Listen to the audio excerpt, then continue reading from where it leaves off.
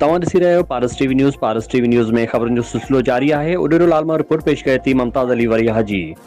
उडेरो लाल लॻे ॻोठ करीमताद गांगलो में नीगरी सां ॾाढाई जी कोशिश नींग जे रड़ियुनि ते जवाबदार फरार थी वियो। नीगरी शीरीन गांगलो जे वालिद प्राइमरी मास्टर वली मोहम्मद गांगलो उडेरो लाल स्टेशन थाणे ते पेची केस दाख़िल करायो त जवाबदार गुलाम फरीद वलद मोहम्मद हयात गांगलो जे मुंहिंजे 8 साला नींगरी शीरीन गांगलो सां ॻोठ भरिसां ख़ाली थियल प्लाट में जिनसी ॾाढाई जी कोशिश कई आहे।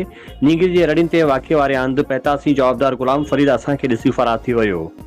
ॿिए तरफ़ प्रेस क्लब उडेरो लाल में नींगरी जे वालिद समेत गांगला बिरादरी जे माण्हुनि गुलाम कादिर अला बख्श जमशेद सिकंदर अली अरशाद अली सजाद अली ख़ुदा ॾिनू गांगरो ऐं ॿियनि समेत एहतजाज कंदे चयो त ॼाणायल जवाबदार हादी ॾुहारी आहे जेको अक्सर करे अहिड़ियूं हरकतूं करे मासूम ॿारनि जी ज़िंदगियुनि सां खेॾी रहियो आहे।